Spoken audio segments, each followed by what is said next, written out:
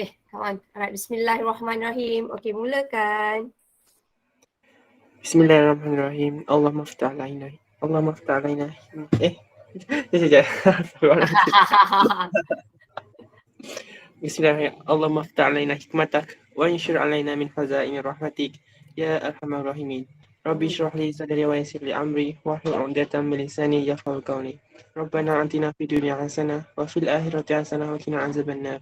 Wa sallallahu ala sayyidina Muhammad wa ala alihi wa sahbihi wasallam. Walhamdulillahi rabbil alamin. Amin. Okay, Alhamdulillah. Sorry, walaupun korang tadi pergi sekolah, saya tetap nak mulakan kelas sebab nanti masa buka sekolah kan saya beritahu saya tak ada. So, saya nak cover yang seminggu tu saya tak ada. So, kita kena teruskan jugalah. Life must goes on lah. Okay, now. Dalam tajuk bab 1 ni, buku teks ada kan? You guys dah dapat buku teks kan? Mesti buku teks korang dah ada macam belacan sebab basically budak batch 04 memang guna buku teks tu memang 100% pakai buku teks. Memang dia orang selap buku teks tu saya rasa banyak kali lah dia orang selap. Okay. So dalam buku teks awak which is muka surat 4. Okay, hari ni kita nak cerita. Okay, sebelum saya mulakan kita buat refresh balik apa yang kita dah belajar last week. Lukman masuk. Alhamdulillah. Now, so dalam 1.1 semalam kemarin kot.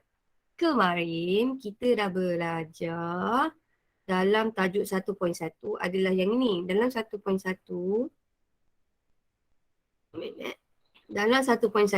kita ada dalam satu tajuk ni namanya adalah 1.1 adalah jenis tisu.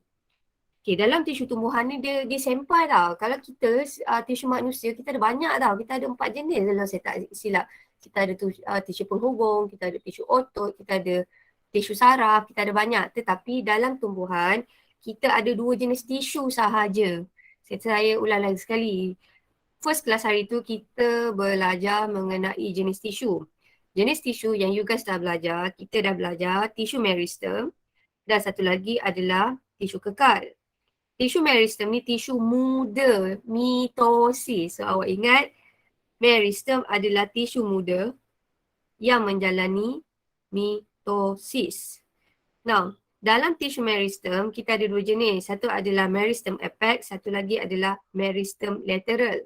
Now, dalam tajuk ini selain kita belajar mengenai jenis tisu, kita akan belajar mengenai jenis pertumbuhan. Okay. Jenis pertumbuhan ada 2 jenis tau. Jenis pertumbuhan. Satu, kita akan belajar mengenai pertumbuhan primer. Okay. Nah, pertumbuhan primer ni kita boleh jumpai dekat mana? Kita boleh jumpai di meristem apex. Kalaulah muda, akan jadi tua kan? So, basically, tisu-tisu yang meristem muda ni nanti dia akan boleh jadi tisu kekal. Tisu kekal pula, awak ingat kita ada EVA. Itu je. So, tisu tumbuhan ada 2. Yang muda, meristem. Daripada muda, dia akan jadi tisu kekal. Tisu kekal, awak ingat anak dara namanya adalah EVA. Which is terdiri daripada epidermis, vaskula dan juga asas. Dalam 3 jenis tisu ni, yang kita akan fokus lebih adalah kepada xylem dan juga phloem. Sebab xylem dengan phloem ni nanti boleh jadi xylem dengan phloem sekunda. Sabar tau dengan saya tau. Okay, sebabnya tajuk ni memang tajuk yang memang sikit tapi kita kena belajar. Okay, sebab kita tak boleh diskriminasi nak cerita pasal manusia je, haiwan. So kita kena belajar juga mengenai tumbuhan. Okay, now so hari ni dalam buku teks awak which is pada muka surat, sabar. Muka surat 10. Now, dalam muka surat 10 kita nak cerita hari ni 1.2. Hari ni kita nak cerita pasal jenis pertumbuhan tau. Jenis pertumbuhan ada 2 jenis. Alright, bismillahirrahmanirrahim. Sabar. Jap. Okay. Jenis pertumbuhan ada 2 jenis tau. Satu adalah Allahu Akbar. Satu adalah pertumbuhan primer. Satu lagi adalah pertumbuhan sekunder. So basically dalam tajuk 1.2 kita fokus dekat satu tisu je, which is tisu meristem. Tisu yang muda tu tadi. Muda, mitosis. Okay, so tisu meristem ada dua. Ingat hari tu saya cakap kalau yang hujung-hujung namanya apex, kalau sisi kita panggil dia adalah sebagai lateral. Okay, alright. So soalan saya, mana satukah yang terlibat dalam pertumbuhan primer? Meristem lateral ataupun meristem apex? Apex. Yes, very good. A, apex. So bahagian apex ni yang akan terlibat dalam pertumbuhan primer. Pertumbuhan primer ada 3 jenis, ada 3 bahagian. Zon yang pertama adalah zon pembahagian. Zon yang kedua adalah zon pembezaan. Zon pemanjangan dan finally zon pembezaan. So dalam zon pembezaan ni nantilah barulah you guys boleh jumpa tisu kekal. So dekat zon pembezaan ni barulah korang boleh jumpa xylem, phloem dan juga tisu-tisu lain. So di zon pembezaan barulah kita boleh jumpa tisu kekal. Which is dalam ni lah baru awak boleh jumpa EVA tu tadi. Okay. Nah, xylem phloem masuk mana satu? Huruf E ke, huruf V ke, huruf A? V. Yeah. So sini adalah xylem dan juga phloem. So kesimpulannya, apa-apa pertumbuhan, mana satu mesti berlaku dulu? Primer ke sekunder? Mana satu yang wajib berlaku dulu? Primer. Yes, very good. So anything, apakah persamaan antara semua pokok? Persamaan antara semua pokok akan menjalani pertumbuhan primer. Tetapi tak semua pokok akan menjalani pertumbuhan sekunder. So far boleh faham tak? Pertumbuhan primer ini adalah wajib. Pertumbuhan sekunder ini adalah bergantung kepada jenis pokok. Now, jenis tumbuhan. Okey, berapa jenis tumbuhan yang korang tahu? Jenis tumbuhan berbunga, korang pernah dengar tak jenis tumbuhan berbunga? Jenis tumbuhan berbunga. Nak belajar tak? Kita pernah dengar tak monocotyledon? Pernah. Pernah. Kalau satu monocotyledon, satu lagi? Dicotyledon ni. Ya, dicotyledon. Tapi untuk bio ni kita tak panggil dia sebagai dicotyledon tau. Kita ada nama baru. So yang kita panggil dia adalah sebagai eudicot. So eudicot sebenarnya adalah tumbuhan dicotyledon. Tadi saya kata, apakah persamaan antara monocotyledon dan eudicot? Apakah persamaannya? Kedua-duanya pertumbuhan primer. Yang kedua-duanya mempunyai ada pertumbuhan primer. So basically kita nak cerita pasal pertumbuhan primer. So pertumbuhan primer ni dia bermula dengan percambahan. Sebab tu dalam pertumbuhan primer kita boleh pecahkan kepada 3 zon. Kita ada zon pembahagian, kita ada zon pemanjangan dan zon pembezaan. Dalam 3 zon ni mana satukah yang berlakunya pembekulan?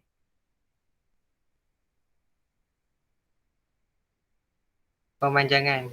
Ya, pemanjangan kat sini yang paling penting dia berlaku pembekulan. Apakah itu pembekulan? Pembekulan adalah satu proses vekul-vekul yang kecil ini akan bergabung menjadi satu vekul yang besar. Pembekulan. Sekejap, sabar. Pembekulan. Okay, now. So, awak ingat ini je. Kalau orang kata essay dia soalan tanya, terangkan pertumbuhan primer. So, pertumbuhan primer, you guys terangkan apakah yang berlaku di zon pembahagian, zon pemanjangan dan zon pembezaan. This one dalam buku teks awak adalah pada muka surat 8. This one korang boleh tengok pada muka surat 8 buku teks. So far sampai sini okey tak? Okay, cikgu. Okay. Okay. Alright. So kita ada berapa ni? Kita ada 29 orang. Alright. So saya tengok balik siapa yang ada ni. Okay, kita ada Farhan.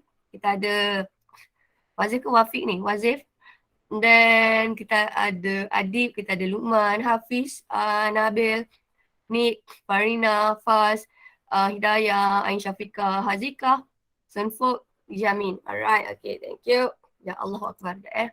Nah, so far saya masuk seterusnya tau. Saya dah bijak sikit lah. So bila saya dah bijak sikit, saya ajar smooth sikit.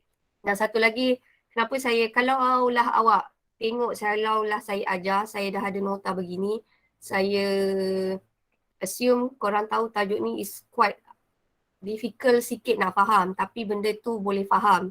So senang kata dalam bio ni, especially kalau tajuk tu saya rasa macam tahun lepas, saya ada sedikit struggle untuk bagi budak faham. So basically awak akan perasan saya akan buat nota. So kenapa saya buat nota macam ni, saya rasa dia lebih senang nak nampak. So it's up to you tau, nota ni adalah something yang harus. Kalau korang adalah style yang jenis macam saya bukan pandai tau. Saya kena tulis nota and then baru saya boleh nampak the story is about what. Saya bukan photographic memory yang saya tengok muka surat je saya boleh capture. Right? So yang ini sebenarnya untuk saya lebih mudah faham kan awak. Okay. Now, tadi kita dah cerita pasal, lagi sekali tau, bila kita cerita pasal pertumbuhan dia mesti melibatkan mitosis tau. Bila dia melibatkan mitosis, awak ingat dalam pertumbuhan dia mesti melibatkan tisu meristem. Cuma kita nak cakap, meristem apex ni untuk pertumbuhan primer, tadi dah settle, primer dah settle. Sekarang kita nak masuk pertumbuhan sekunder. Pertumbuhan sekunder dia melibatkan tisu meristem juga, tetapi meristem lateral. Okay, now dalam meristem lateral ni pula, kita pecahkan kepada dua jenis tau. Kita ada tisu cambium. Satu adalah cambium vascular, satu lagi adalah cambium gabus. Sebelum itu soalan saya, apakah persamaan antara meristem lateral dan meristem apex? Ini menghasilkan proses mitosis. Melibatkan mitosis, very good. Lagi satu? Dia adalah Tisu meristem. tisu meristem, tisu muda. Dan bila kita kata pasal mitosis, ia melibatkan apa? Bilangan? Sel. Yes, bilangan sel akan bertambah. So basically awak ingat tu je. Mitosis je dia akan menyebabkan bilangan sel akan bertambah. Now, sekarang kita tengok dalam buku teks awak, pada muka surat 10 tau. Sekejap Pada muka surat 10, saya nak pakai nota ni je tau dulu. Saya cuba melukis dengan lebih hebat sikit tau. Nah, pada muka surat 10, kita ada dua jenis cambium. Satu adalah cambium vascular, satu lagi adalah cambium gabus. Now, saya cerita dulu and then saya baru tunjuk dia punya gambar tau. Now, kat mana letaknya cambium vascular? Cambium vascular ni namanya vascular. Kalau awak nampak saja cambium vascular, letak dia mesti antara xylem dan phloem. Okay. Kalau kita kata cambium gabus ni dah nak dekat paling luar, which is letaknya dekat epidermis. So kesimpulannya, dalam pertumbuhan sekunder, hero dia atau heroin dia dalam pertumbuhan sekunder, heroin dia adalah cambium vascular dan juga cambium gabus. So far sampai sini okey tak? Meristem lateral, okey, dia terlibat dalam pertumbuhan sekunder. Dalam pertumbuhan sekunder, tisu yang terlibat adalah tisu cambium. Kalau cambium itu terletak antara xylem dan phloem, namanya adalah cambium vascular. Tetapi kalaulah cambium itu letaknya di bawah epidermis, kita panggil dia sebagai cambium gabus. Yes, very good Nabil Syami. So basically, cambium ni yang akan menjalani mitosis. Good, boleh faham. So basically, apa-apa pertumbuhan, dia mesti melibatkan pertumbuhan sekunder, dia mesti melibatkan cambium. Good. Now, so sekarang kita tengok hero yang pertama. Okay, mula-mula kita tengok dulu cambium vascular. Dalam cambium vascular, apakah yang berlaku? Cambium vascular ni yang berlaku adalah mitosis. Daripada cambium vascular, dia akan mengalami mitosis membentuk gelang cambium. Gelang cambium ni kita boleh pecahkan dia ke arah dalam dan ke arah luar. Ke arah dalam dia akan jadi xilem baharu. Ke arah luar, kita panggil dia sebagai phloem baharu. Xilem baharu dengan phloem baharu ni akhirnya akan menjadi xilem sekunder dan phloem sekunder. Itu je cerita dia. Daripada muka surat 11 tu yang panjang-panjang berjela, kita nak cakap macam ni je. Pertumbuhan sekunder dia mesti bermula dengan kambium vaskular. Kambium vaskular tu akan mengalami mitosis, dia akan jadi gelang. Gelang tu kita pecahkan ke arah lokasi. Kalaulah dia berlaku ke arah dalam, maksudnya mitosis itu berlaku ke arah dalam, dia akan membentuk xilem baharu. Kalau mitosis tu dia berlaku ke arah luar, dia akan menjadi xilem sekunder. Tu je dulu. Settle. Dah. Habis. Lepas kambium vaskular, kita tengok apakah yang berlaku. Yang berlaku adalah ni kan. Okay. Adalah kambium gabus. Tadi kita dah cakap. Dalam pertumbuhan sekunder, kita tengok dulu yang berlaku adalah kambium vaskular. Kambium vaskular mengalami mitosis membentuk gelang. Nombor 2 dia akan jadi gelang. Daripada gelang ni nanti akan mengalami mitosis lagi sekali tau. Satu ke arah dalam, satu ke arah luar. Kalau ke arah dalam, dia akan membentuk xilem baharu. Ini nombor 3. Xilem baharu ni akan jadi xilem sekunder. Kalau ke arah luar, okey, mitosis dia akan menjadi phloem baharu. Phloem baharu ini pula nanti akan jadi phloem sekunder. Settle di situ. Kedua, tadi kita kata pertumbuhan sekunder berlaku dekat kambium kan. Satu kambium vaskular, satu kambium gabus. Kambium gabus ni buat apa? Kambium gabus ni sama juga. Tengok cerita dia mesti kambium. Cuma nama dia je. Kambium gabus ni akan mengalami mitosis. Sama juga ke arah luar, ke arah dalam. Now, ke arah dalam dia akan membentuk korteks yang baru. Membentuk tisu namanya tisu korteks. Kalau ke arah luar, dia akan menjadi sel gabus. Nama je gabus, gabus ni sama je. Dia lebih kurang, orang kata dia waterproof. Dia akhirnya akan menjadi lapisan gabus. Okay. Now, lapisan gabus ni fungsinya apa? Dia nak menggantikan epidermis. Kenapa epidermis tu? Apa jadi pada epidermis? Bila berlakunya pertumbuhan sekunder, epidermis pecah. Asal boleh jadi pecah? Kenapa dia boleh jadi pecah? Pecah merekah adalah disebabkan xilem yang asal, which is xilem primer, akan tertolak ke dalam, which is empulo. Dia akan jadi kayu. Dan phloem primer akan tertolak ke arah epidermis. Bila dia menolak epidermis, epidermis tu akan merekah dan pecah. Okay, dah. Alright, so saya tunjuk gambar. Saya bagi awak idea dulu, barulah saya tunjuk video, saya tunjuk nota yang ini.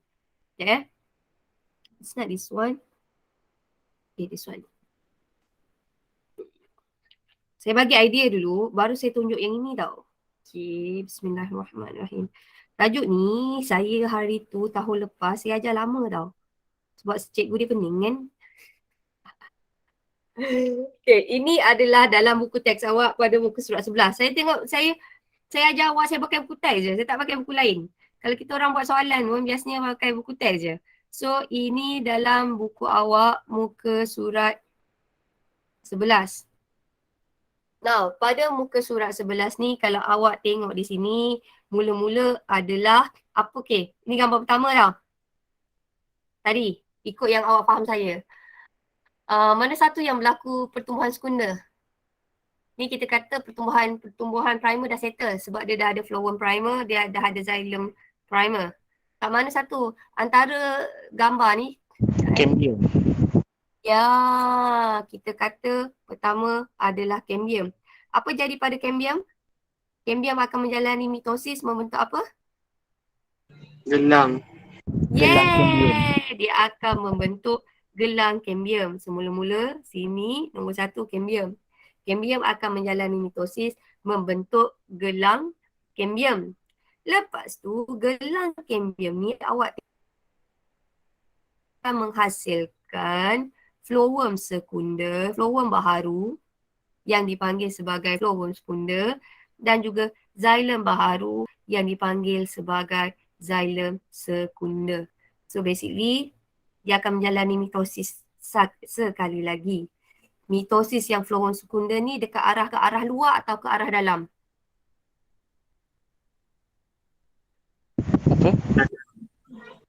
Lagi sekali slow-slow. Awak tengok dia gambar je. Saya ambil xylem. Okay. Xylem primer, tadi kita kata dia akan membentuk gelang tau. This is gelang cambium. Ni gelang cambiumnya.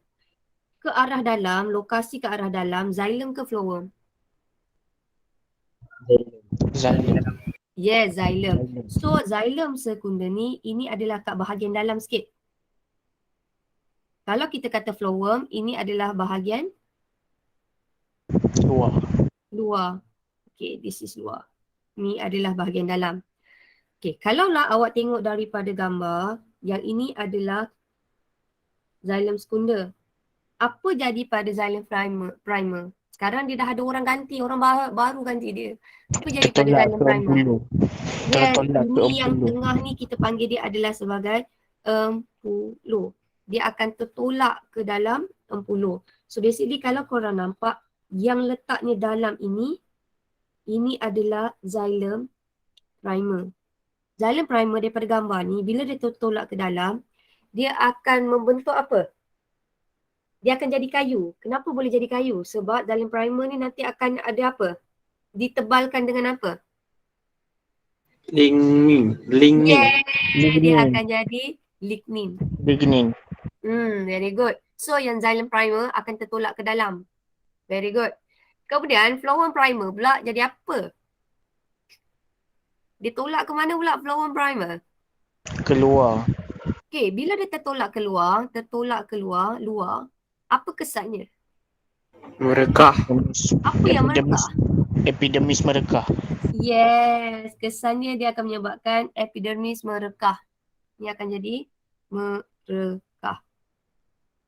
Bila merekah, sekarang tak ada protection. Batang pokok mesti ada protection. Siapakah yang bagi protection? Cambium gabus. Yeah, cambium gabus. So cambium gabus ni nanti dia akan mengalami mitosis. Kat sini tak ada kan? Cambium gelang ni. Cambium gabus ni dia akan mengalami mitosis, membentuk cortex dan satu lagi dia akan membentuk apa? Sel? Ya, sel Sel gabus. So ini adalah pertumbuhan, sebelum saya lupa tadi. Ini adalah pertumbuhan sekunder yang berlaku pada batang pokok. Kesimpulannya, pertumbuhan sekunder ni berlaku pada tisu apa? Tisu? Vaskular. Depan dia apa? Vaskular ni, ini dia start huruf K. Cambium vaskular. Ya, very good. Cambium. Cambium ada dua jenis. Satu adalah cambium vascular, satu lagi adalah cambium gabus. Cambium vascular ni nanti akhirnya dia akan membentuk tisu phloem sekunder. Dan satu lagi adalah xylem sekunder. Kalaulah tisu gabus ni, mitosis tau, mesti mitosis. Dia akan membentuk apa akhirnya? Mitosis akhirnya akan membentuk apa? Ke arah dalam apa namanya? Dia start huruf K. Lepas tu O. Lepas tu R. Konteks. Cortex. Bahagian luar yang nak menggantikan epidermis yang merekah. Sel gabus. Ya. Sel gabus. So sampai sini okey tak? Okay. Right. So ni dah okey kan? Yang ini adalah pertumbuhan sekunder yang berlaku di batang pokok. Sekarang kita nak tengok pertumbuhan sekunder yang berlaku pada akar. Okey. Nah, pertumbuhan sekunder yang berlaku pada akar sama juga. Dia mesti mula-mula berlaku pada sel cambium. Which is dalam kes ni saya ambil sel cambium vascular. Okey. Sel cambium vascular akan mengalami mitosis, membentuk gelang. Sama juga, gelang tu ada dua. Satu gelang ke arah dalam, satu adalah gelang ke arah luar. Ke arah dalam, dia akan membentuk xylem baharu yang akhirnya menjadi xylem sekunder.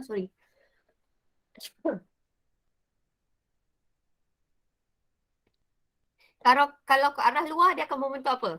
Kalau ke arah dalam membentuk xylem. Kalau ke arah luar membentuk Flowem.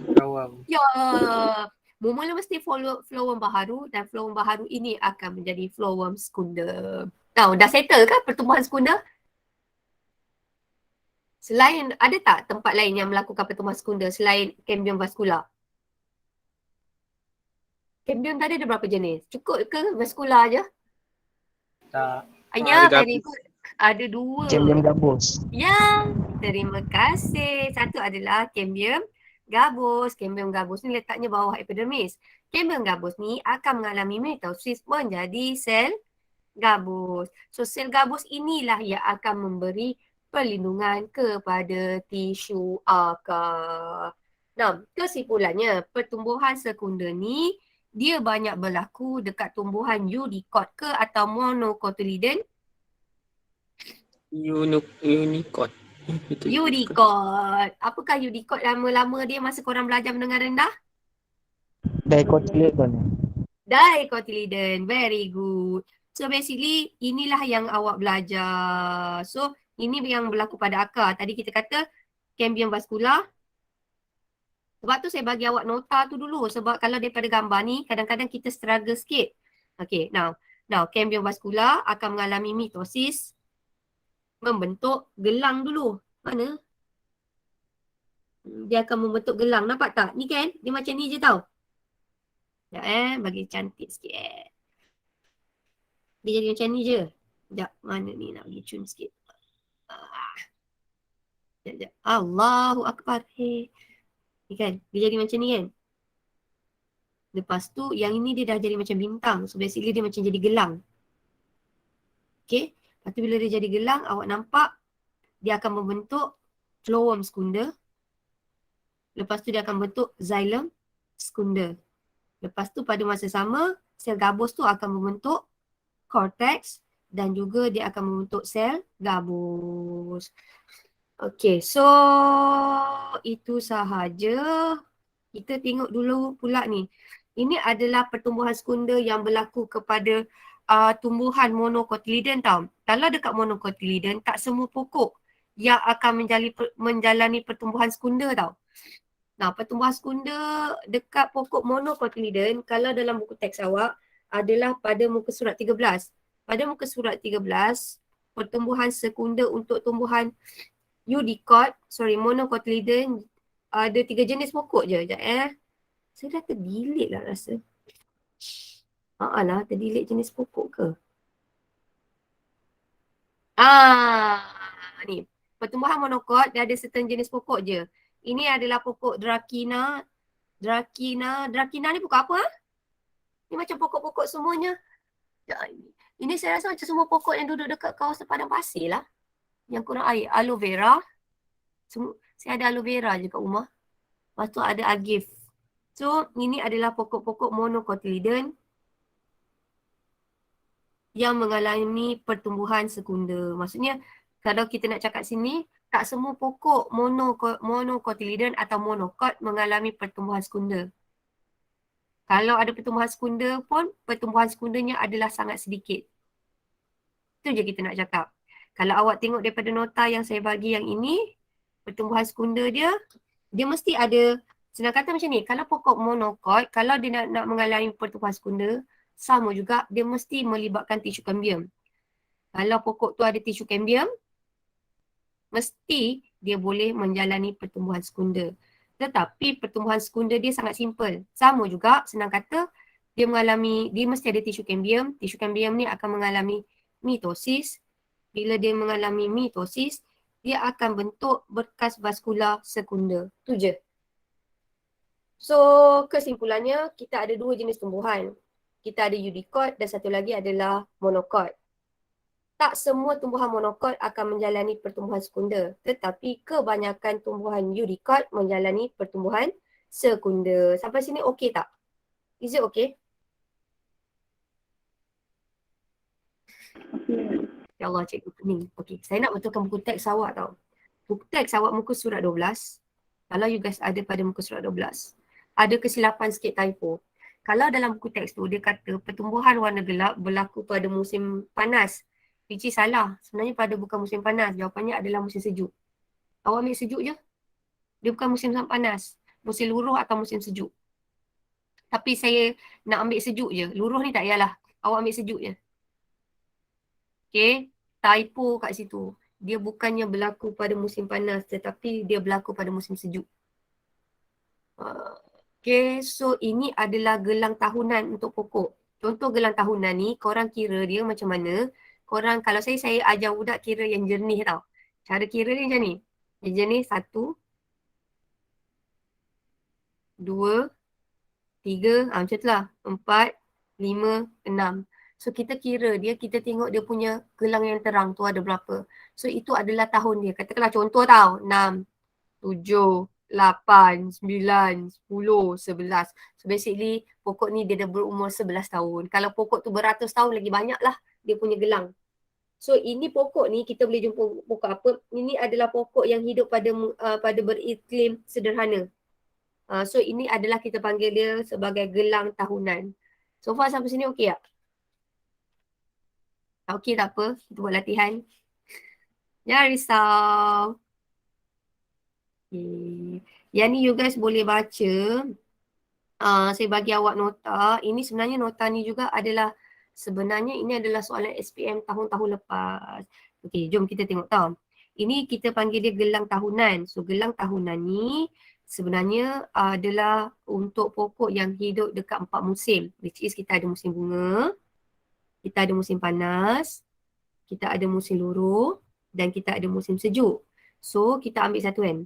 Musim bunga paling best. Kenapa musim bunga paling best? Sebab tu dia berbunga banyak kan. Sebab pada musim bunga tu keamatan cahaya tinggi, typo, dan juga sumber airnya adalah tinggi. Senang kata musim bunga ni paling best sekali, pertumbuhannya paling maksimum. Senang kata pada musim bunga, pertumbuhan paling pesat. Kenapa? Masa musim bunga, sumber air dan keamatan cahayanya paling tinggi.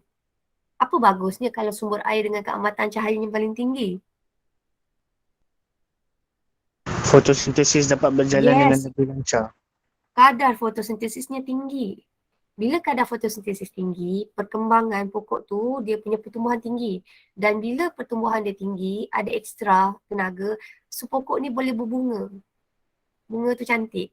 Okay. Pada musim panas, pertumbuhannya juga tinggi. Tetapi masa musim panas, dia ada satu kekurangan. Musim panas, kelembapan berkurang. Mungkin faktor airnya berkurang. Fotosintesisnya tinggi juga, tetapi tak setinggi musim bunga. Jom kita tengok kat sini kan. Antara musim luruh, musim sejuk. Saya kata musim sejuk ni adalah paling rendah pertumbuhan dia. Kenapa? Cahaya dia rendah, air pun susah nak dapat. So sebab tu dalam buku teks awak, pada muka surat 12, itu adalah typo. Pertumbuhan sekunder yang berwarna gelap berlaku pada musim panas. Senang kata saya nak tambah macam ni tau. Saya tambah sikit tau. Yang warna cerah ni biasanya diameter besar. Cerah, diameternya adalah besar. Bila diameternya adalah besar, kita kata pertumbuhannya adalah tinggi. Bila pertumbuhannya adalah tinggi, kita kata masa ni kadar fotosintesisnya adalah tinggi. Bila kadar fotosintesis tinggi, maksudnya ini berlaku pada musim apa? Bunga atau sejuk? Kalau yang cerah ni. Bunga. Yes, Bunga. ini mesti musim bunga. Kalau yang gelap ni kita nampak dia macam kurus kan? So, bila yang gelap ni kita kata diameternya adalah kecil. And then kita kata pertumbuhannya adalah rendah. Kadar fotosintesis juga adalah rendah. Alright. Now, seterusnya ni dah settle. Kita nak tengok last sekali. Saya nak habiskan kat sini. Sekejap. Kita nak tengok pertumbuhan. So, kepentingan pertumbuhan. So, pertumbuhan ni ada kepentingan. Saya tengok dulu pertumbuhan primer. Pertumbuhan primer ni dia berlaku kepada semua jenis tumbuhan. So, asalkan pertumbuhan primer, awak ingat dia akan memanjang bahagian pucuk dan juga memanjang bahagian akar. Kenapa dia mesti memanjang bahagian atas? Pucuk tu kenapa mesti memanjang? Dah dapatkan cahaya matahari. Yes. So, apakah kepentingan pertumbuhan primer? Kepentingan pertumbuhan primer adalah untuk menambahkan pemanjangan. Kenapa pemanjangan tu penting? Kalau bahagian atas, pemanjangan itu untuk mendapat cahaya matahari. Kemudian kedua, apakah kepentingan pertumbuhan primer? Ini adalah untuk tumbuhan-tumbuhan yang simple tau. So bila ada pertumbuhan primer, maksudnya dia ada flowworm primer. Flowworm primer fungsinya apa? Apa-apa flowworm fungsinya adalah mengangkut hasil fotosintesis. Kalau flowworm ini fungsinya mengangkut hasil fotosintesis, xylem pula fungsinya apa? Untuk air. Ya, mengangkut air dan memberi juga sokongan kepada tumbuhan herba. So kesimpulannya, kepentingan pertumbuhan primer ni penting untuk tumbuhan-tumbuhan macam monocot. Sebab dia tetap ada flowworm, dia tetap ada xylem. So fungsi flowworm macam biasa korang belajar untuk mengangkut hasil fotosintesis. Kalau xylem fungsinya adalah untuk mengangkut xylem mengangkut air. Saya lapar sebenarnya. Nah, pertumbuhan sekunder. Contoh, kalaulah saya ambil satu contoh, macam pokok bakau. Tanam pokok bakau. Pokok balak, pokok getah. Pokok yang berkayu semua tu, yang nilai dia tinggi, yang kita boleh jual jauh, batang pokok tu, pokok yang mengalami pertumbuhan sekunder atau pertumbuhan primer. Sekunder. Sekunder. Sebab tu, dari segi nilai ekonomi, sebenarnya dari segi value, pokok-pokok yang menjalani pertumbuhan sekunder adalah lebih mahal. Mana ada orang jual batang pokok cili kan? So basically, awak ingat, pertumbuhan sekunder, mana-mana pokok yang mengalami pertumbuhan sekunder, nilainya adalah lebih mahal dari segi ekonomi, boleh jual. Kenapa? Dia boleh buat perabot, dia boleh buat rumah, boleh buat banyak benda. Okay? Now, kenapa dia lebih mahal? Sebab pokok-pokok ni semua dia ada banyak xylem dengan flowworm yang bentuk berkayu. So saya ambil satu-satu tau. So pertama, apakah kepentingan pertumbuhan sekunder? Dia adalah menambah kestabilan. Kenapa? Sebab pertumbuhan sekunder tu diameternya telah bertambah. So maksudnya dia lebih stabil, lebih lebar. Kedua, bila dia lebih lebar, dan satu lagi kan, tadi kita katakan macam xylem dia dah jadi xylem yang berlignin dan berkayu kan. Dia ada sokongan mekanikal. Ini nombor 2, sokongan mekanikal. Ketiga, biasanya pokok-pokok kayu balak, jangka hayatnya adalah lebih lama. Dan biasanya pokok-pokok yang pertumbuhan sekunder ni, contohnya pokok yang menghasilkan buah. Contohnya macam mangga, rambutan. Dia boleh menghasilkan anak, which is biji benih. Keempat, dia boleh menghasilkan tisu xylem dan juga tisu phloem yang banyak. Okay, now bila banyak xylem, banyak phloem, basically dia boleh mengangkut lebih banyak hasil fotosintesis, menghasilkan air, mengangkut air lebih banyak. Dan satu lagi, bila dia banyak xylem dengan phloem, dia boleh menggantikan xylem dengan phloem yang rosak, tua atau rosak. Dan akhir sekali, kepentingan pertumbuhan sekunder, dia hasilkan tumbuhan tu akan jadi berkayu kan. So bila berkayu, dia boleh memberi perlindungan pada pokok. Dan satu lagi, biasanya kawasan yang paling luar tu, dia adalah kalis air. So dapat elakkan kehilangan air berlebihan, kecederaan fizikal dan juga serangan patogen. Laju sangat tak saya ajar? Laju tak?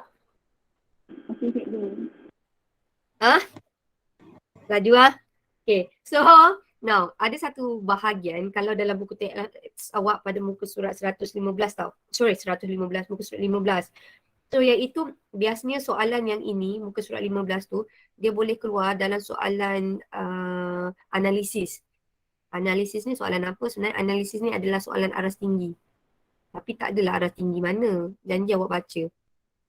Contoh This one. You have to read this one. Yang ni saya tak bacakan untuk awak. Yang ni kalau keluar soalan periksa, dia boleh keluar soalan esei which is bahagian perbandingan. Apakah itu perbandingan? Perbandingan you guys kena bagi persamaan dan juga perbezaan. So yang ini kita akan bagi latihan nanti. So kesimpulannya, hari ni kita nak belajar, tadi kita belajar adalah berapa jenis pertumbuhan tadi kita belajar? Kesimpulannya kita belajar berapa jenis pertumbuhan?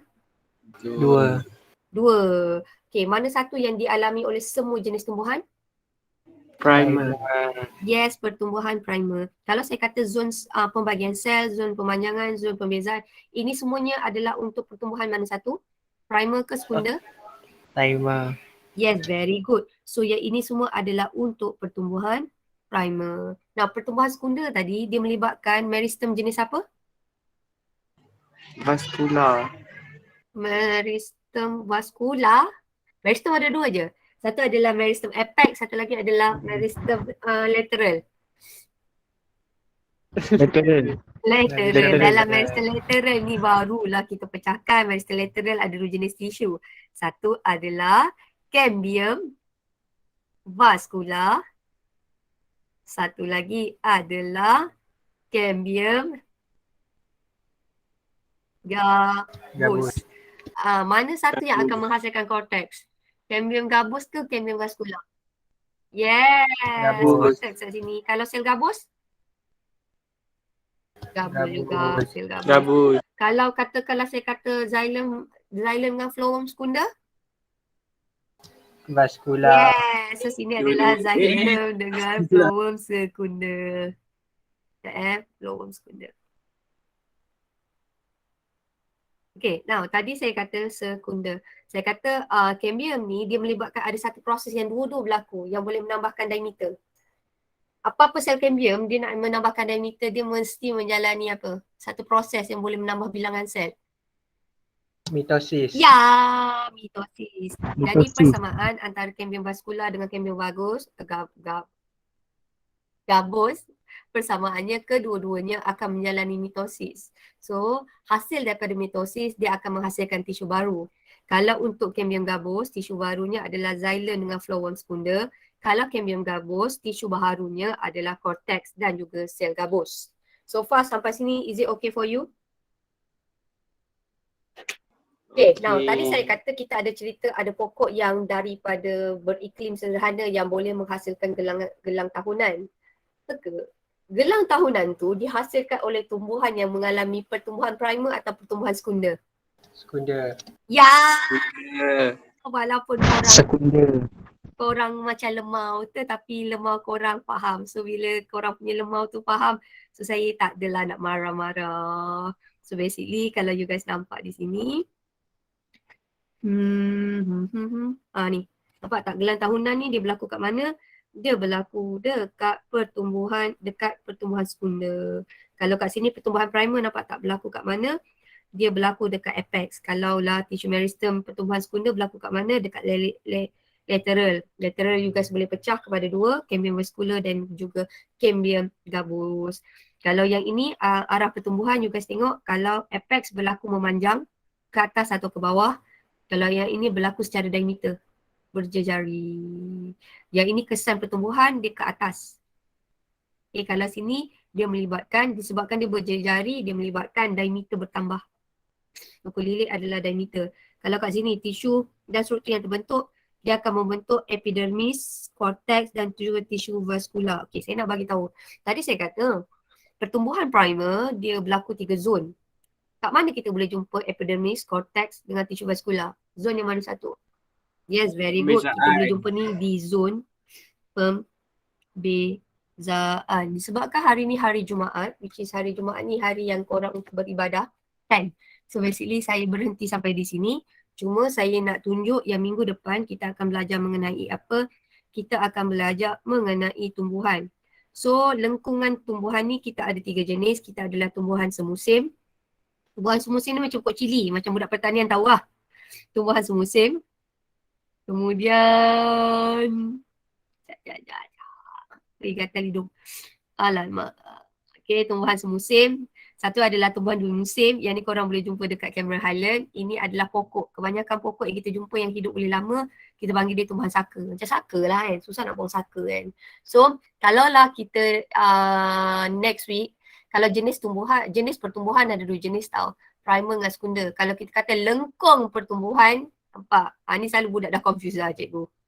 Lengkung pertumbuhan atau kitar hidup. Kitar hidup berdasarkan lengkung pertumbuhan ada 3 jenis pokok. Which is tumbuhan semusim, okay, tumbuhan dui musim dan juga tumbuhan saka. Kebanyakan sayur-sayuran teka. Sayur-sayuran korang boleh tanam kat tepi rumah. Tumbuhan semusim, dui musim atau tumbuhan saka? Semusim. Tumbuhan adalah tumbuhan semusim. Kalau macam pokok rambutan, pokok mangga? Ada saka. Saka. Ya, saka. Antara semusim dengan saka, mana satu jangka hayatnya lebih lama? Yang ada saka. Saka. So biasanya saka, this one adalah saka. Yang begini adalah semusim. So yang ini saya stop, yang ni kita akan belajar minggu depan. So untuk bab satu ni, untuk bio, you guys buat nota sendiri. Nanti saya bagi checklist apa nota yang korang kena buat. And then latihan formatif 1.3 ni, kejap latihan formatif 1.3, last sekali. Sekejap. Gatal lah hidung saya. Last sekali, ni kan dari segi kualiti, macam minyak wangi, this one dah ubat-ubatan, ni adalah kebaikan tumbuhan sekunder. Sekejap, ni juga boleh baca. Now, namakan zon pertumbuhan sel, tadi kita dah kata, zon pertumbuhan sel, kita dah cakap dia adalah zon pembahagian sel, zon pemanjangan dan juga zon pembezaan.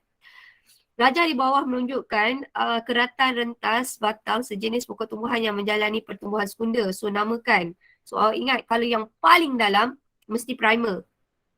Paling luar dia mesti primer lah. Paling dalam dengan paling luar dia mesti primer. Kalau paling dalam ini adalah xylem primer.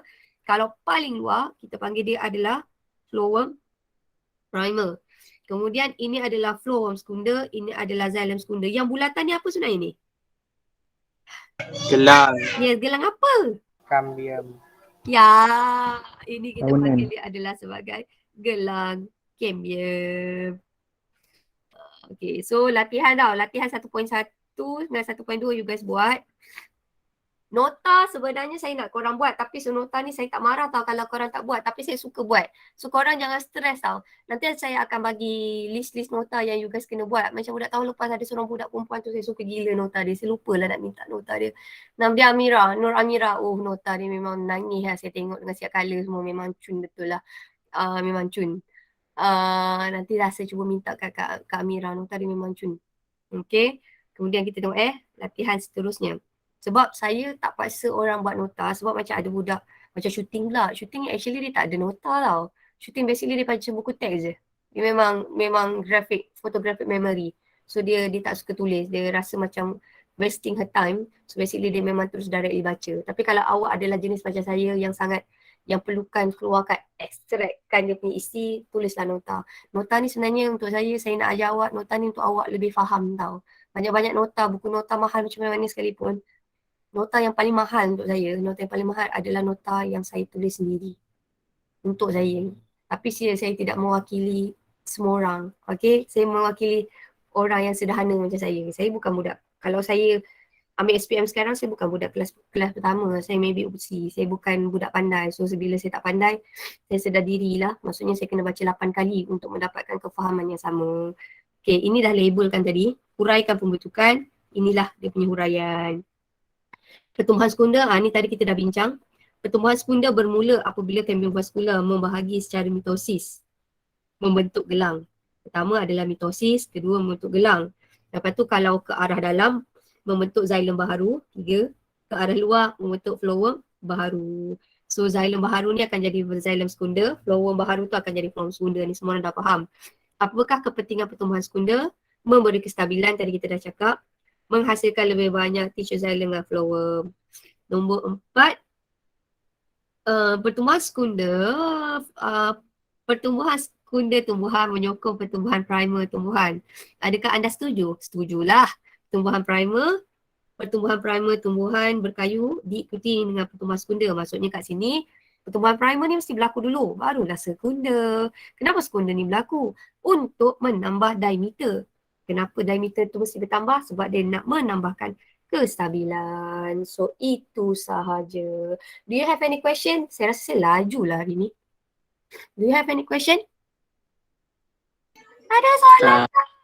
Tak ada, okay. Kalau tak ada soalan, korang boleh jawab full tak? Sekejap saya launch. Ada satu lagi. Mana ni? Macam mana saya nak launch Sekejap sabar. Launch. Launch, ada 3 soalan je kot. Tahap refleksi hari ni. Okay, so launch.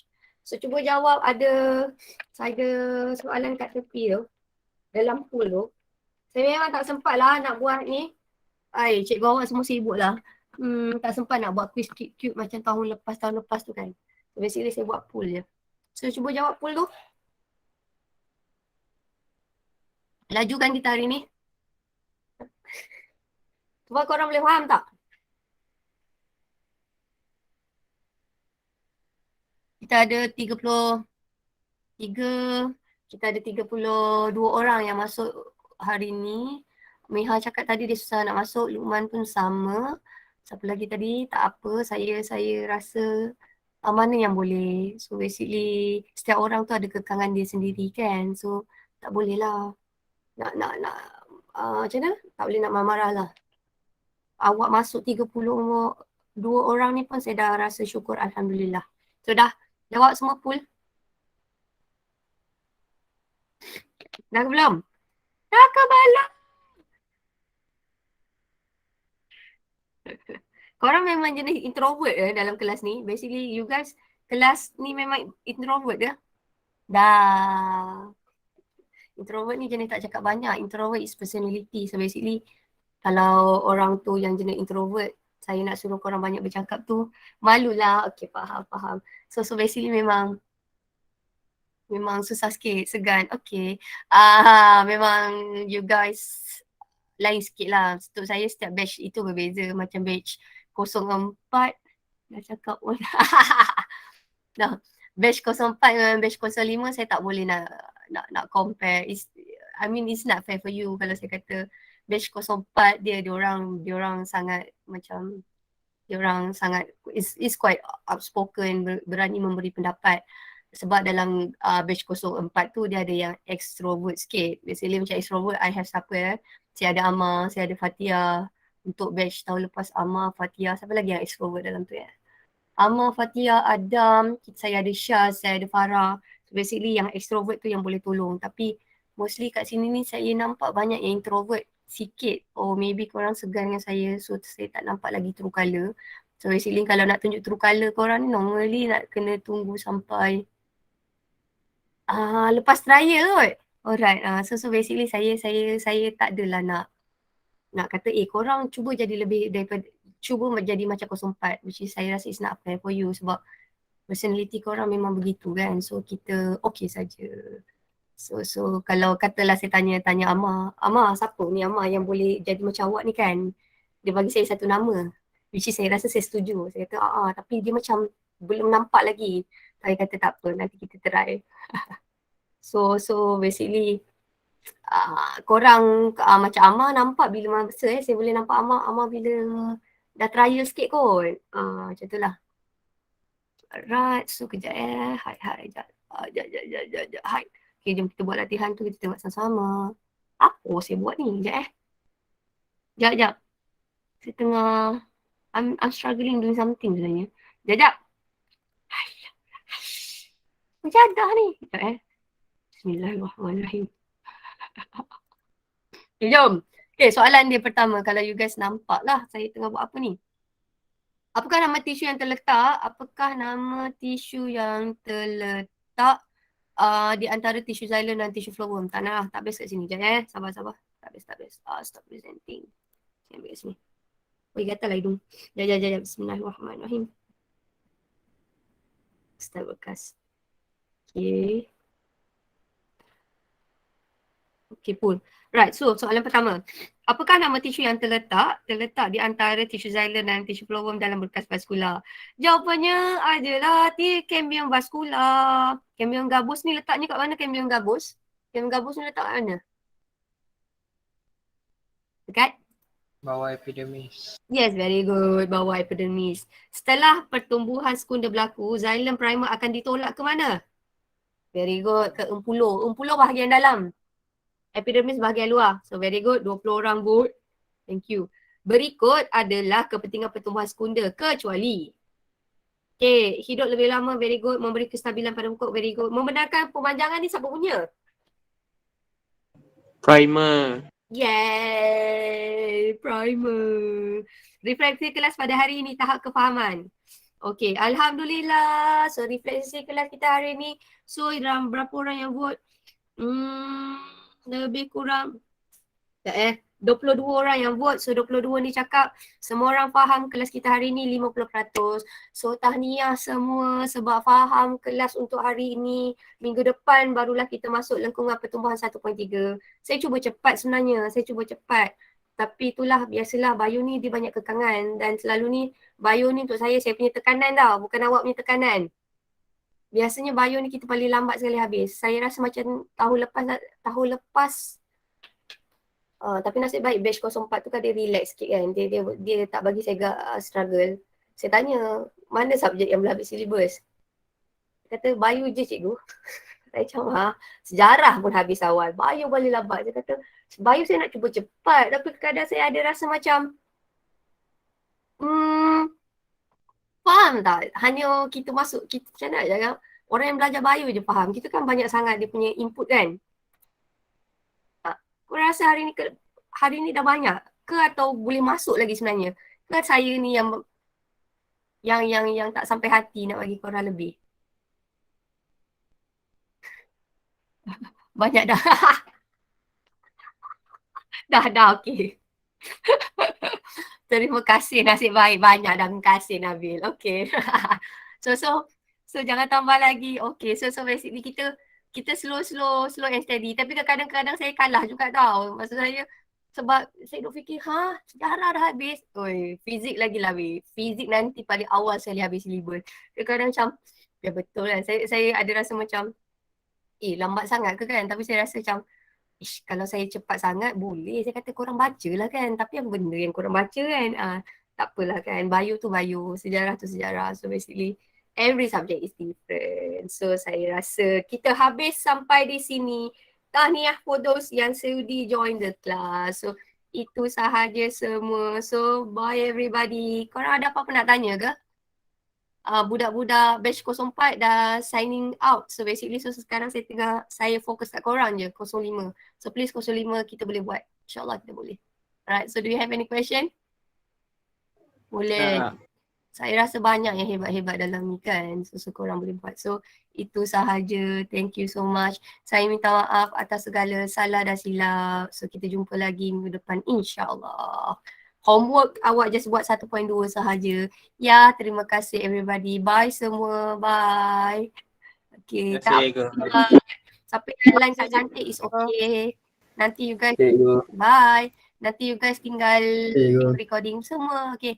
Terima kasih. Bye semua. Terima kasih cikgu. Alright. Terima kasih Adi. Thank you Hafiz. Thank you semua. Terima kasih cikgu. Thank you Faiz Hakimi. Kirim salam dekat Fairuz Sakinah. So bye everybody. So saya off. Okay. Bye. Start recording.